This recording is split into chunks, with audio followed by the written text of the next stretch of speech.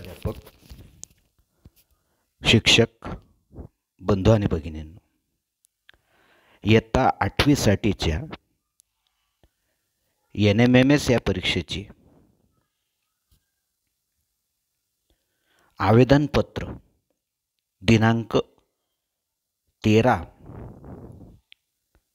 पासून 3/10/2025 पर्यंत भरण्यासाठीची मुदत महाराष्ट्र राज्य परीक्षा परिषदेच्या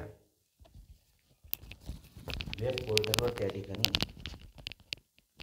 जाहीर करण्यात आलेली आहे. तरी बऱ्याच शिक्षक बंधूंना किंवा आपल्या विद्यालयातील लिपिक बंधूंना विद्यार्थ्यांचे आवेदनपत्र भरण्याविषयी बऱ्याच काही अडचणी निर्माण होतात. कोणकोणती माहिती आवश्यक असते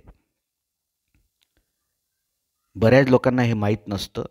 ते त्या ठिकाणी विद्यार्थ्यांचं रजिस्ट्रेशन करण्यासाठी फॉर्म ओपन करतात, परंतु काही डॉक्युमेंट अपूर्ण असल्याकारणाने पुन्हा एकदा फॉर्म लिव्ह करून दुसऱ्यांदा लॉग इन करावे लागते. म्हणून तुमच्यासाठी हा व्हिडिओ मी घेऊन आलेलो आहे.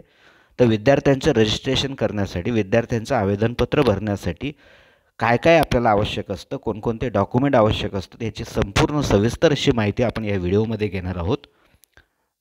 परंतु तत्पूर्वी मुख्याध्यापक किंवा शिक्षक बंधू आणि भगिनींनो किंवा लिपिक बंधू भगिनी असतील तर आपल्यासाठी सांगू इच्छितो, विद्यार्थ्यांचे आवेदनपत्र भरण्याच्या पूर्वी शाळा रजिस्टर करावी लागते.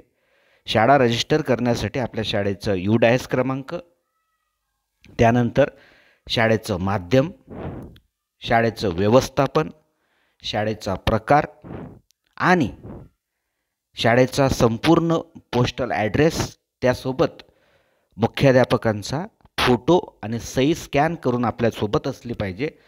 आणि हे संपूर्ण डॉक्युमेंट अपलोड झाल्यानंतर 200 रुपये शाळा रजिस्ट्रेशन फी भरल्यानंतर आपल्याला शाळेसाठी युजर ID आणि पासवर्ड मिळेल.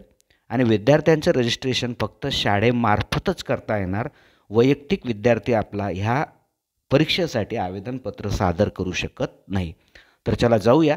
आपलं समजा विद्यार्थ्यांचं रजिस्ट्रेशन करण्यासाठी शाळा रजिस्ट्रेशन झालेलं आहे असं समजूया. आणि आता विद्यार्थी रजिस्ट्रेशनचा फॉर्म ओपन केल्यानंतर आपल्यासमोर काय काय येणार. सर्वात प्रथम विद्यार्थी रजिस्ट्रेशन करण्यासाठी पहिल्यांदा विद्यार्थ्याची ह्या परीक्षेसाठीची पात्रता तपासली जाईल. त्यामध्ये विद्यार्थी हा त्या ठिकाणी खाजगी अनुदानित शाळेतला आहे का, हा महत्त्वाचा मुद्दा आहे. तो कुठल्याही प्रकारच्या सैनिकी शाळेतला विद्यार्थी नसावा. तो निवासी आश्रमशाळेतला विद्यार्थी नसावा. तो भोजन व्यवस्थेची, आश्रमशाळा किंवा आश्रमशाळेतील भोजन व्यवस्थेची त्या ठिकाणी लाभ घेणारा विद्यार्थी नसावा. तसेच तो केंद्रीय विद्यालयाचा विद्यार्थी नसावा, तरच तो या परीक्षेसाठी पात्र ठरेल. पात्र हे 4 ऑप्शन क्लिक केल्यानंतर विद्यार्थ्याचा एक फोटो, त्याची सही असलेला या ठिकाणी आपल्याला अपलोड करायचं आहे.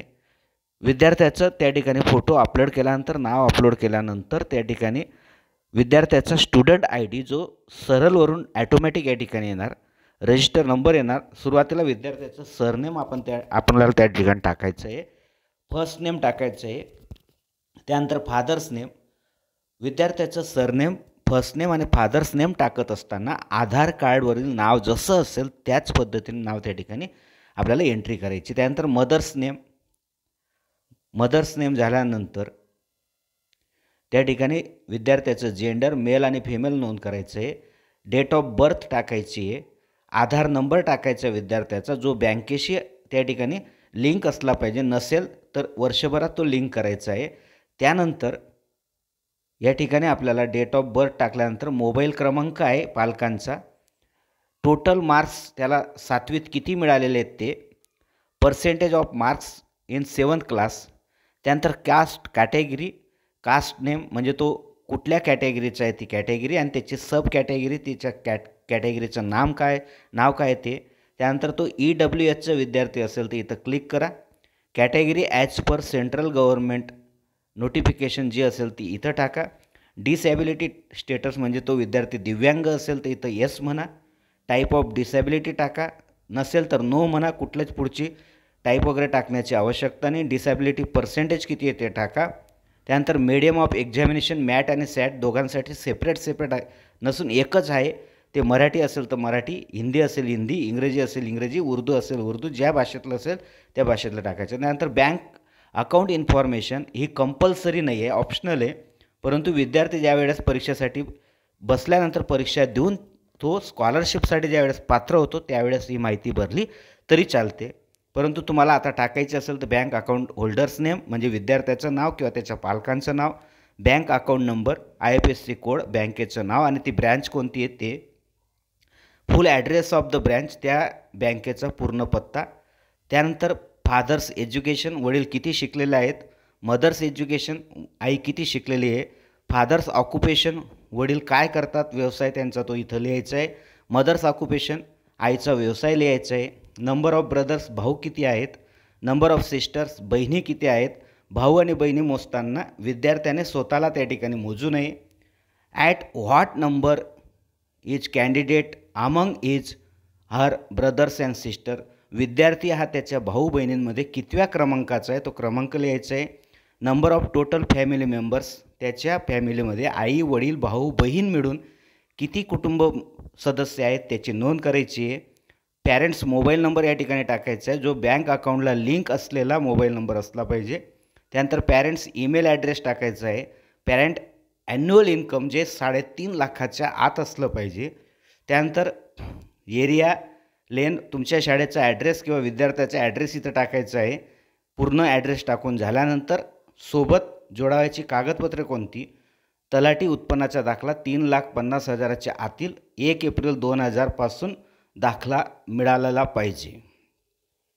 विद्यार्थ्याचे आधार कार्ड, पासबुक, 7वीचे प्रगती पुस्तक, मराठा संवर्ग असेल EW असेल तर, दिव्यांग विद्यार्थी असेल तर त्याबद्दलचं सर्टिफिकेट, विद्यार्थ्याचं कास्ट सर्टिफिकेट. परंतु विद्यार्थी मित्रांनो लक्षात ठेवा, आवेदनपत्र सादर करताना ही कुठलीच कागदपत्र त्या ठिकाणी जोडणं बंधनकारक नसतं, पण शाळा स्तरावर ही कागदपत्र ठेवणं गरजेचं असतं.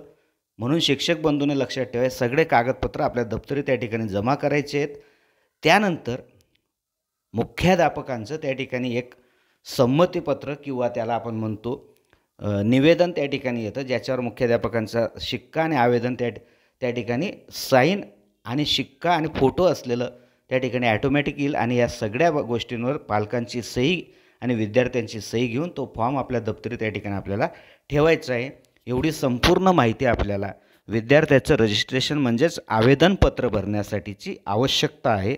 म्हणून हे सगळे डॉक्युमेंट अगोदर आपल्या दप्तरी जमा करून ठेवा आणि मगच विद्यार्थ्यांचं आवेदनपत्र भरण्यासाठी म्हणजेच त्याचा रजिस्ट्रेशन फॉर्म म्हणजेच परीक्षेसाठीचा फॉर्म भरण्यासाठी आपण त्या ठिकाणी लॉग इन करा आणि विद्यार्थ्यांना त्या ठिकाणी ह्या परीक्षेसाठी बसवा. अजून आपल्याला आवेदनपत्राविषयी किंवा कुठल्याही NMMS संबंधी काही अडचण असल्यास आमच्या यूट्यूब चॅनलला भेट द्या, व्हिडिओ पहा. NMMS परीक्षा म्हणजे नेमकी काय असते त्याबद्दलची सविस्तर माहिती वाचून घ्या, व्हिडिओमधून समजून घ्या. त्यानंतर किती रुपये स्कॉलरशिप मिळते विद्यार्थ्यांना, किती गुणांसाठी विद्यार्थी त्या ठिकाणी पात्र असतो, ही संपूर्ण माहिती आणि NMMS विषयाशी संबंधित बुद्धिमत्ता, गणित आणि सामान्य विज्ञानाचे व्हिडिओ आपल्या चॅनलला आहेत. ते व्हिडिओ आपल्या विद्यार्थ्यांना त्या ठिकाणी सेंड करा, त्यांना ते त्या ठिकाणी दाखवा आणि त्यांची तयारी करून घ्या. पुन्हा एकदा आपण सर्वांच्या या ठिकाणी धन्यवाद व्यक्त करतो आणि आपल्याला त्या ठिकाणी शुभेच्छा देतो. धन्यवाद.